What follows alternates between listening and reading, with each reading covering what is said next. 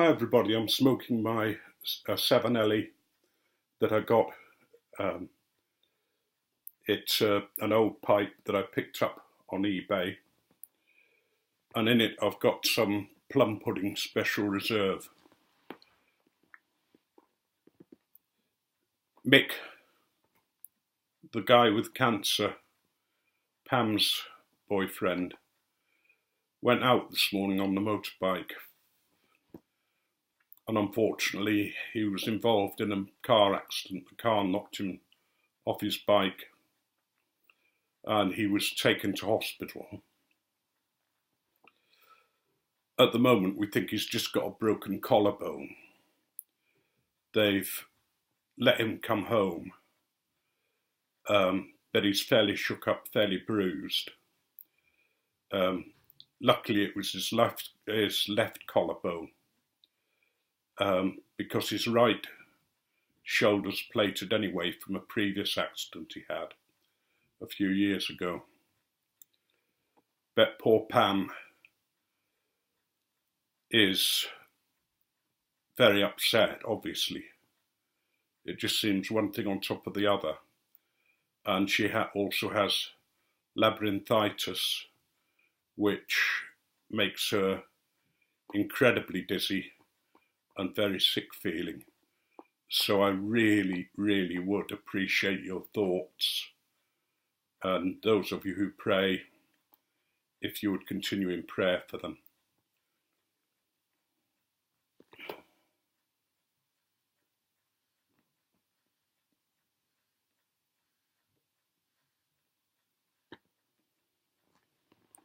It's been one hell of a week, really. Well, it's been one hell of 2 or 3 weeks. I'm very tired. I've been trying to keep up with a lot of the posts on and videos. Today I haven't kept up with any, and tomorrow doesn't look a lot better. I mean, I'll try after I put up this video to catch up on 1 or 2. But I just, at the moment, can't seem to get my head around posting or putting up videos.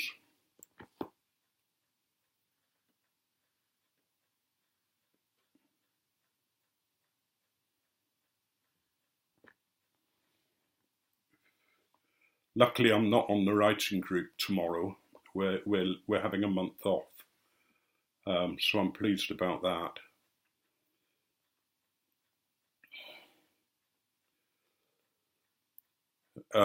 I'm really thinking about Brexit as well, quite concerned about that. It doesn't seem that the government's getting its act together properly. Whatever you think about Brexit, whether we should be in or out, the way things are going, we're going to be in a mess. Local governments are making planning provisions for the distribution of food and medicines because they think that we'll be very short of those. And various other things that they're having to plan for if things don't turn out better than they are at the moment. If we leave with a soft Brexit, as they call it, we're still going to have rampant inflation and a poor trade deficit. If we crash out with no agreement, then that gets much worse financially, very much worse. From the figures I've seen, the country's just going to be in a mess for about 10 years, if not longer.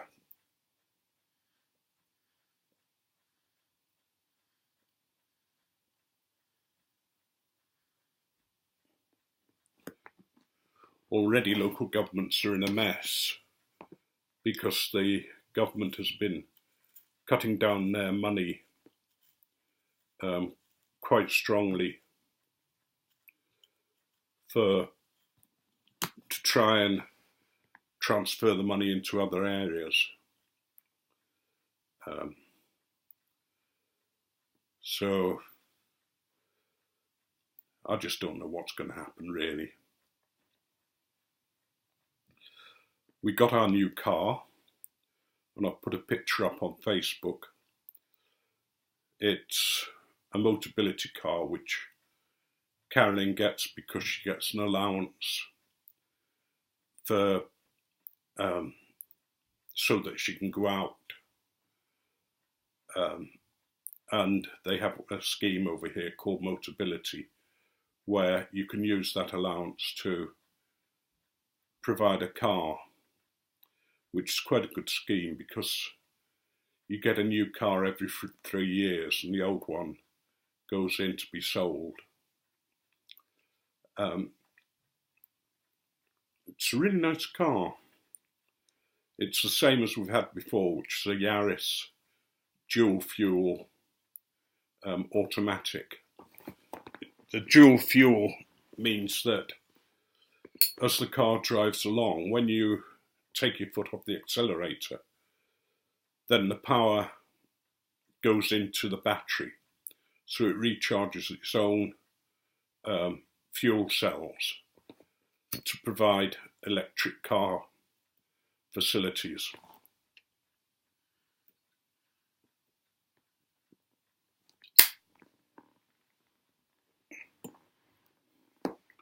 So it means the amount of petrol that you use is considerably less than normal, and you don't have to charge the car at all. And it's quite interesting how they've developed. I've got a rear camera on this one, as I had on the other car, to help reversing.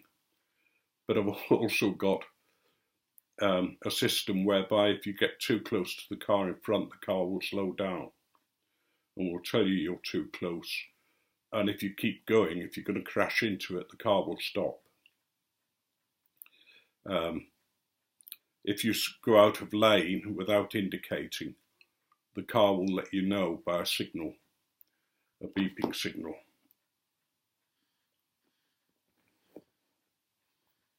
It's also got a navigation system, which I really like.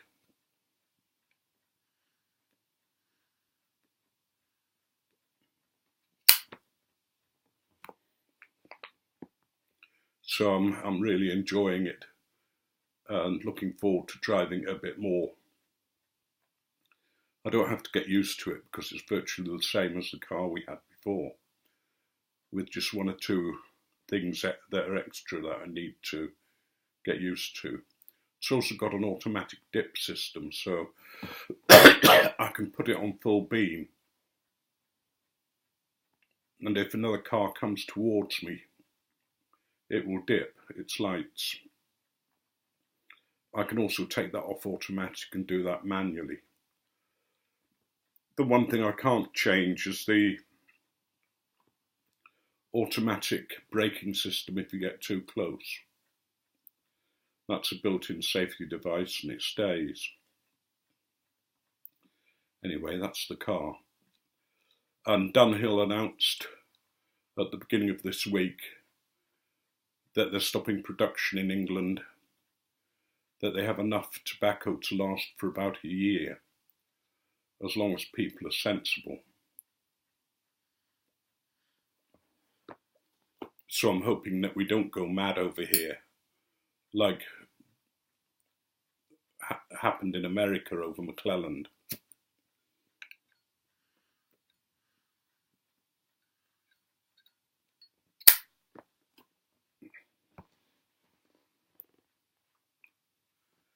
If we just take it steady, then you never know, somebody might have brought out the rights for Dunhill at a future date. At the moment, that doesn't seem likely, but you never know.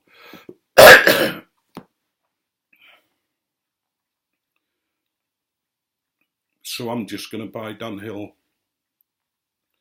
as I would normally, and once it's gone, it's gone. And I'll find another tobacco to replace the others. There's still plenty of tobaccos around, although it really is a big blow over here.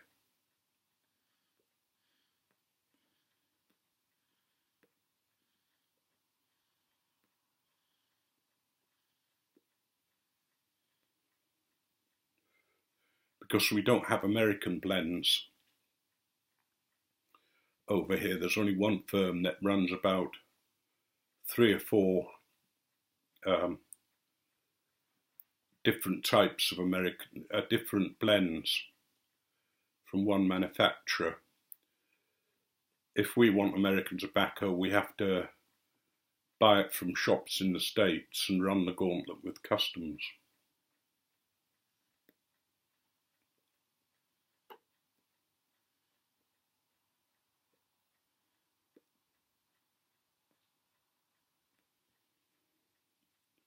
But there are tobacco shops on the continent that,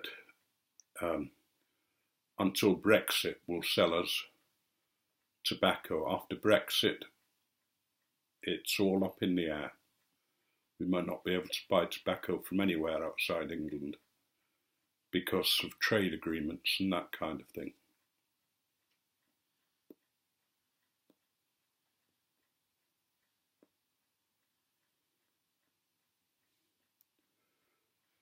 So it'll be the,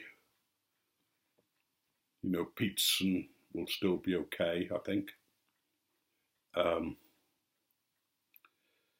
The old blends that we've normally used, like Erin Moore, Condor, Clan, St Bruno, and some of the Gaworth and Hogarth, and that's about it really. Some of the blends from the firm that makes Esoterica are on sale in this country as well, but not the same as you get in the States.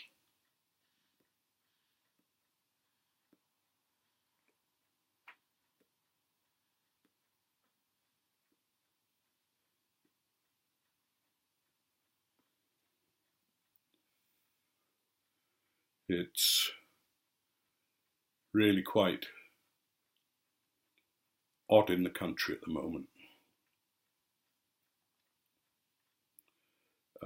One of the extreme right-wing guys was arrested and put in prison for contempt of court, and the High Court's just released him saying that the grounds for his arrest were badly handled and that he's been put on bail pending another trial. I'd rather things done properly than just arresting a guy and putting him in prison 5 hours after he was arrested. That doesn't seem right at all.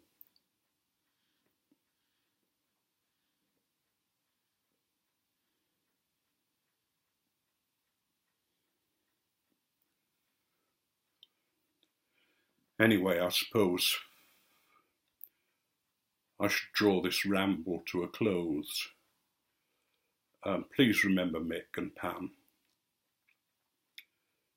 That really is a mess. You sort of think, what else is going to happen to them? Mick's bike, I think, is okay. That's been taken by the police to a place where it can be collected, and one of his friends has collected it, who also repairs bikes, so he's going to put that back in order.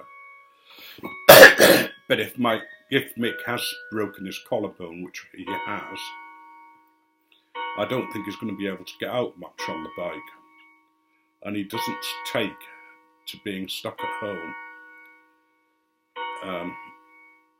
He always has to be out doing stuff, or he hates being indoors. So that's going to be difficult for Pam as well.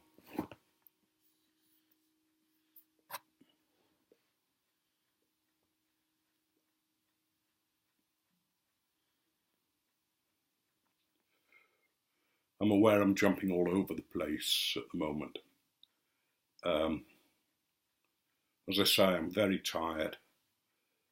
I haven't been spending time in quiet contemplation and meditation for a while, and I need to get back to that, to centre myself.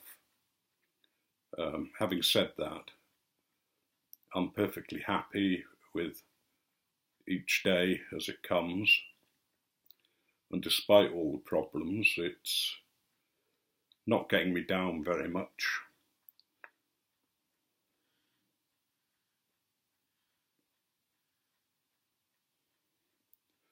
One very good thing is that we've just starting a pipe club in Newcastle, and our first meeting's on Saturday at 1 o'clock at the Cuban Cigar Club. So I'm really looking forward to that, and I hope that goes well and grows, and we'll see how it gets on. I'm wearing one of my Leeds Rhino supporters shirts, and I've got sort of several different ones now.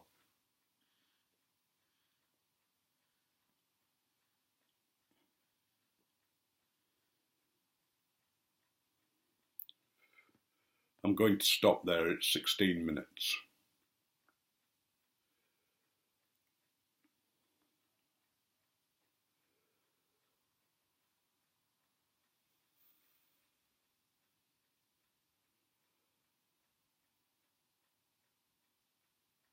May whatever God you believe in, or don't believe in, but may, if you believe in God, may your God keep you safe. May he bless you. May he pour down riches upon you. May he make each day a treasure hunt, a time of excitement and a time of pleasure. And may he give you wisdom to live your life in the service of others. And may we, who don't believe in God, live our lives as if every day was our last. We fear not death. We enjoy life. And we seek to live in service and in helpfulness to people and the world. Now God bless you all.